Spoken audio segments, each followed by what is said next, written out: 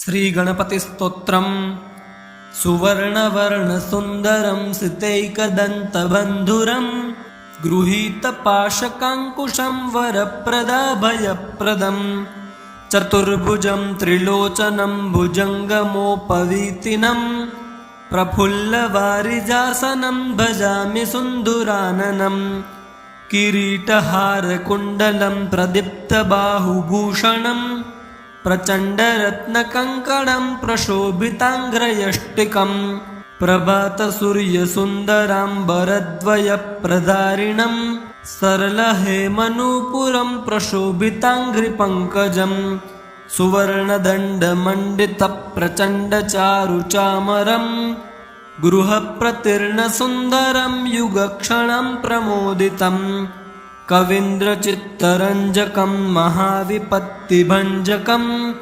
षडक्षरस्वरूपिणं भजेद्गजेन्द्ररूपिणं विरिञ्चि विष्णुवन्दितं विरूपलोचनस्तुतिं गिरीशदर्शनेच्छया समर्पितं पराशया निरन्तरं सुरासुरैः सुपुत्रवामलोचनैः महामखेष्टमिष्टकर्मसु भजामि तुन्दिलं मदौघलुब्धचञ्चलार्कमञ्जुगुञ्जितारवं प्रबुद्धचित्तरञ्जकं प्रमोदकर्णचालकम् अनन्यभक्तिमानवं प्रचण्डमुक्तिदायकं नमामि नित्यमादरेण वक्रतुण्डनायकम् दारिद्र्यविद्रावणमाशुकामदं स्तोत्रं पठेदेतदजस्रमादरात् पुत्री कलत्रस्वजनेषु मैत्री पुमान्मवेद कवरप्रसादात्। जय जय श्रीमत्शंकराचार्य विरचितं श्रीगणपतिस्तोत्रम्। ओं तत्सत्। श्रीगणेशार्पणमस्तु। श्रीगणपतिस्तोत्रम् सुवर्णवर्णसुन्दरं सितैकदन्तबन्धुरं गृहीतपाशकाङ्कुशं वरप्रदाभयप्रदं चतुर्भुजं त्रिलोचनं भुजङ्गमोपवीतिनं प्रफुल्लवारिजासनं भजामि सुन्दुराननं किरीटहारकुण्डलं प्रदीप्तबाहुभूषणं प्रचण्डरत्नकङ्कणं प्रशोभिताङ्ग्रयष्टिकं प्रभातसूर्यसुन्दराम्बरद्वयप्रधारिणं सरलहेमनूपुरं प्रशोभिताङ्घ्रिपङ्कजं सुवर्णदण्डमण्डितप्रचण्डचारुचामरं गृहप्रतीर्णसुन्दरं युगक्षणं प्रमोदितं कवीन्द्रचित्तरञ्जकं महाविपत्तिभञ्जकं षडक्षरस्वरूपिणं भजेद्गजेन्द्ररूपिणं विरिञ्चि विष्णुवन्दितं विरूपलोचनस्तुतिं गिरीशदर्शनेच्छया समर्पितं पराशया निरन्तरं सुरासुरैः सुपुत्रवामलोचनैः महामखेष्टमिष्टकर्मसु भजामि तुन्दिलं मदौघलुब्धचञ्चलार्कमञ्जुगुञ्जितारवं प्रबुद्धचित्तरञ्जकं प्रमोदकर्णचालकम् अनन्यभक्तिमानवं प्रचण्डमुक्तिदायकं नमामि नित्यमादरेण वक्रतुण्डनायकम् दारिद्र्यविद्रावणमाशुकामदं स्तोत्रं पठेदेतदजस्रमादरात् पुत्री कलत्रस्वजनेषु मैत्री पुमान्मवेद कवरप्रसादात्। जय जय श्रीमत्शंकराचार्य विरचितं श्रीगणपतिस्तोत्रम्। ओं तत्सत्। श्रीगणेशार्पणमस्तु। श्रीगणपतिस्तोत्रम् सुवर्णवर्णसुन्दरं सितैकदन्तबन्धुरं गृहीतपाशकाङ्कुशं वरप्रदाभयप्रदं चतुर्भुजं त्रिलोचनं भुजङ्गमोपवीतिनं प्रफुल्लवारिजासनं भजामि सुन्दुराननं किरीटहारकुण्डलं प्रदीप्तबाहुभूषणं प्रचण्डरत्नकङ्कणं प्रशोभिताङ्ग्रयष्टिकं प्रभातसूर्यसुन्दराम्बरद्वयप्रधारिणं सरलहेमनूपुरं प्रशोभिताङ्घ्रिपङ्कजं सुवर्णदण्डमण्डितप्रचण्डचारुचामरं गृहप्रतीर्णसुन्दरं युगक्षणं प्रमोदितं कवीन्द्रचित्तरञ्जकं महाविपत्तिभञ्जकं षडक्षरस्वरूपिणं भजेद्गजेन्द्ररूपिणं विरिञ्चि विष्णुवन्दितं विरूपलोचनस्तुतिं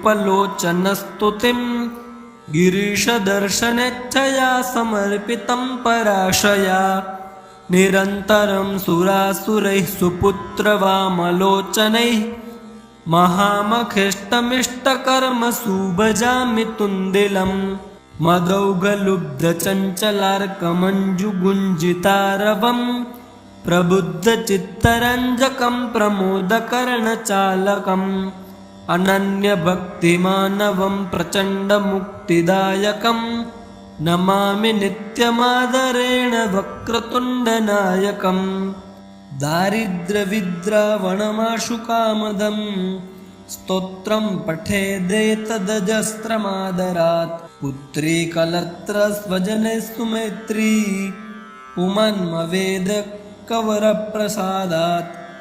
जय जय श्रीमत्शंकराचार्य विरचितं श्री गणपति स्तोत्रम्। ओं तत्सत् श्री गणेशार्पणमस्तु। श्री गणपति स्तोत्रम्।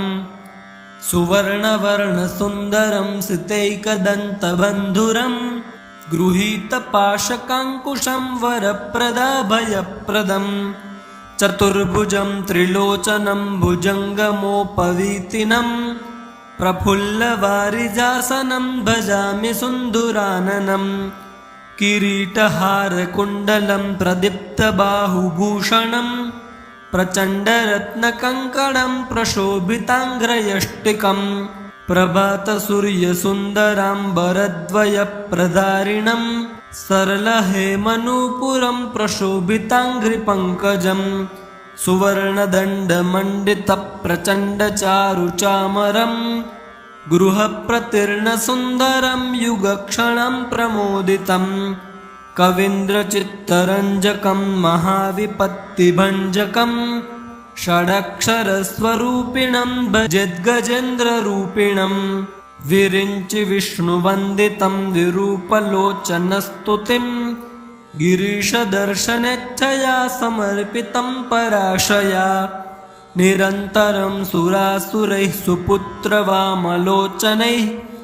महामखेष्टमिष्टकर्मसु भजामि तुन्दिलं मदौघलुब्धचञ्चलार्कमञ्जुगुञ्जितारवं प्रबुद्धचित्तरञ्जकं प्रमोदकर्णचालकम् अनन्यभक्तिमानवं प्रचण्डमुक्तिदायकं नमामि नित्यमादरेण वक्रतुण्डनायकं दारिद्र्यविद्रावणमाशुकामदं स्तोत्रं पठेदेतदजस्रमादरात् पुत्री कलत्रस्वजने सुमैत्री पुमान्मवेद कवरप्रसादात्।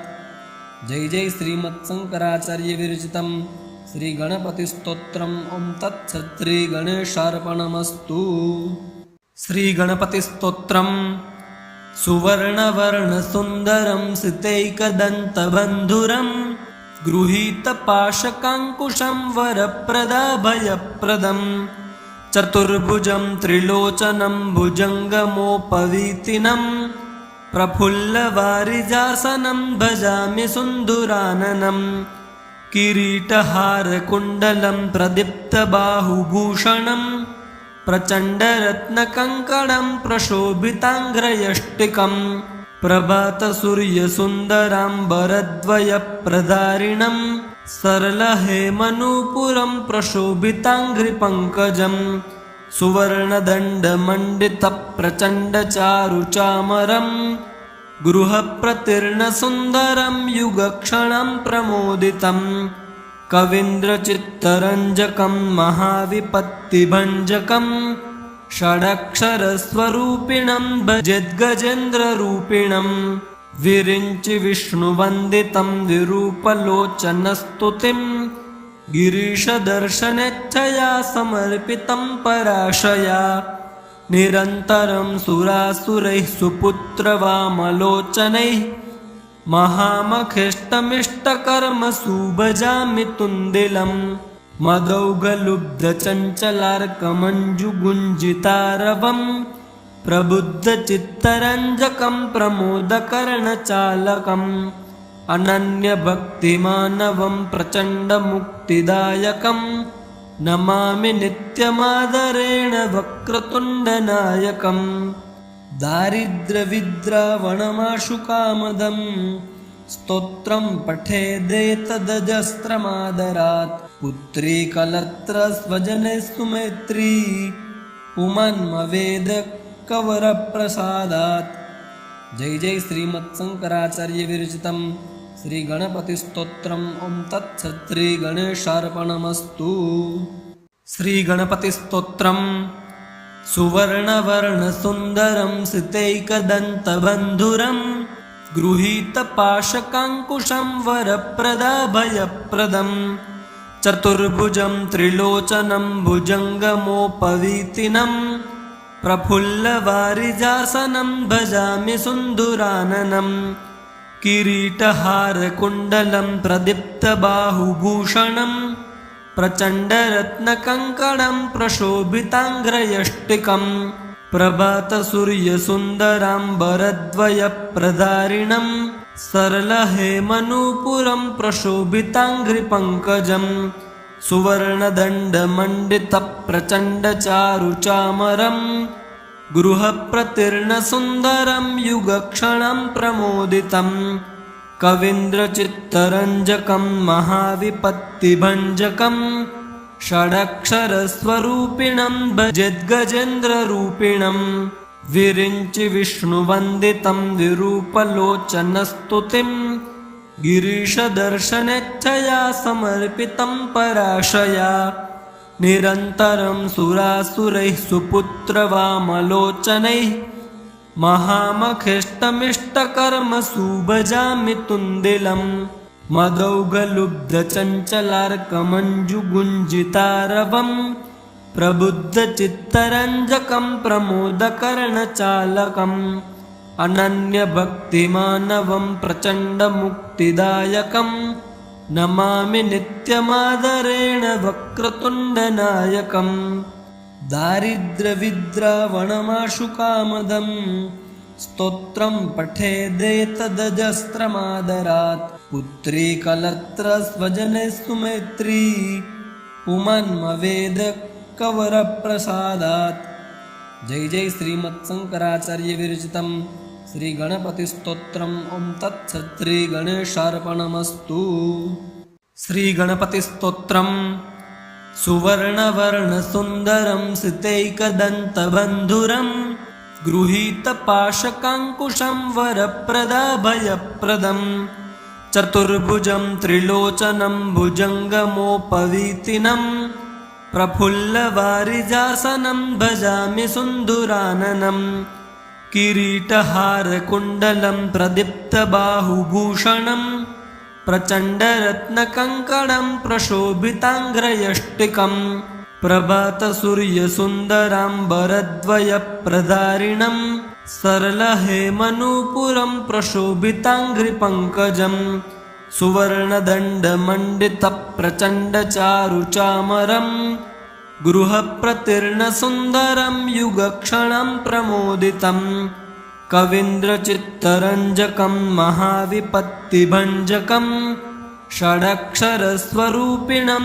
भजेद्गजेन्द्ररूपिणं विरिञ्चि विष्णुवन्दितं विरूपलोचनस्तुतिं गिरीशदर्शनेच्छया समर्पितं पराशया निरन्तरं सुरासुरैः सुपुत्रवामलोचनैः महामखेष्टमिष्टकर्मसु भजामि तुन्दिलं मदौघलुब्धचञ्चलार्कमञ्जुगुञ्जितारवं प्रबुद्धचित्तरञ्जकं प्रमोदकर्णचालकम् अनन्यभक्तिमानवं प्रचण्डमुक्तिदायकं नमामि नित्यमादरेण वक्रतुण्डनायकं दारिद्र्यविद्रावणमाशुकामदं स्तोत्रं पठेदेतदजस्त्रमादरात् पुत्री कलत्रस्वजनेषु मैत्री पुमान्मवेद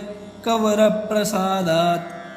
जय जय श्रीमत्शंकराचार्य विरचितं श्री गणपति स्तोत्रम्। ओम तत्सत्। श्री गणेशार्पणमस्तु। श्री गणपति स्तोत्रम्।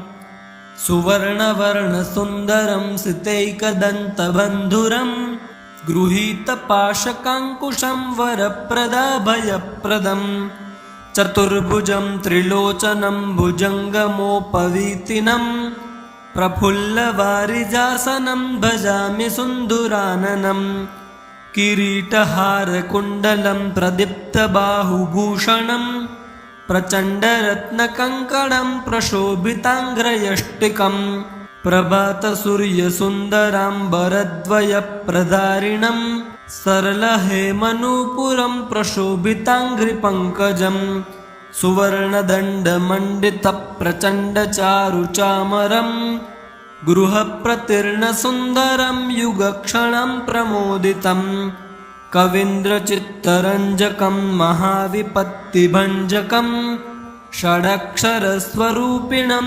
भजेद्गजेन्द्ररूपिणं विरिञ्चि विष्णुवन्दितं विरूपलोचनस्तुतिं गिरीशदर्शनेच्छया समर्पितं पराशया निरन्तरं सुरासुरैः सुपुत्रवामलोचनैः महामखेष्टमिष्टकर्मसु भजामि तुन्दिलं मदौघलुब्धचञ्चलार्कमञ्जुगुञ्जितारवं प्रबुद्धचित्तरञ्जकं प्रमोदकर्णचालकम् अनन्यभक्तिमानवं प्रचण्डमुक्तिदायकं नमामि नित्यमादरेण वक्रतुण्डनायकम् दारिद्र्यविद्रावणमाशुकामदं स्तोत्रं पठेदेतदजस्त्रमादरात् पुत्री कलत्रस्वजनेषु मैत्री पुमान्मवेद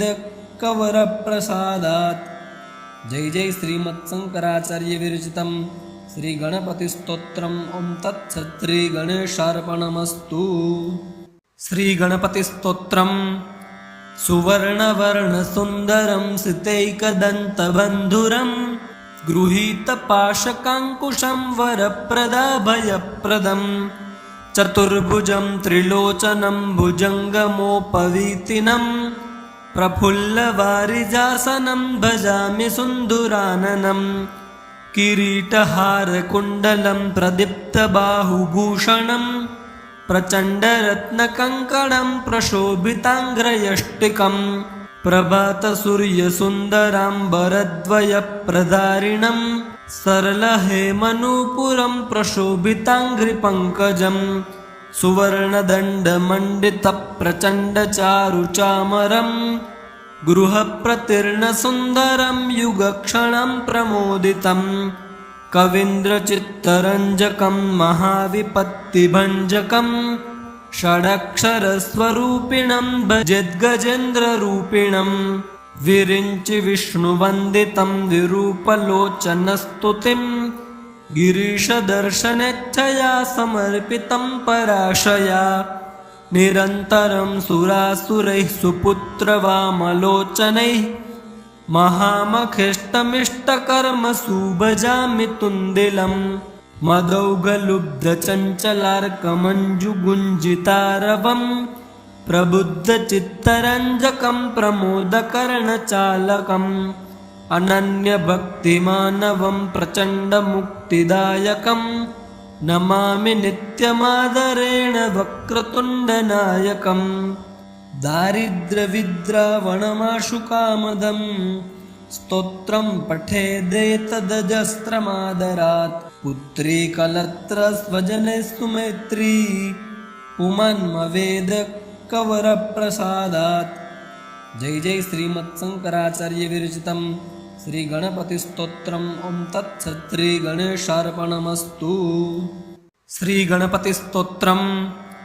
सुवर्णवर्णसुन्दरं सितैकदन्तबन्धुरं गृहीतपाशकाङ्कुशं वरप्रदाभयप्रदं चतुर्भुजं त्रिलोचनं भुजङ्गमोपवीतिनं प्रफुल्लवारिजासनं भजामि सुन्दुराननं किरीटहारकुण्डलं प्रदीप्तबाहुभूषणं प्रचण्डरत्नकङ्कणं प्रशोभिताङ्ग्रयष्टिकं प्रभातसूर्यसुन्दराम्बरद्वयप्रदारिणं सरलहेमनूपुरं प्रशोभिताङ्घ्रिपङ्कजं सुवर्णदण्डमण्डितप्रचण्डचारुचामरं गृहप्रतीर्णसुन्दरं युगक्षणं प्रमोदितं कवीन्द्रचित्तरञ्जकं महाविपत्तिभञ्जकं षडक्षरस्वरूपिणं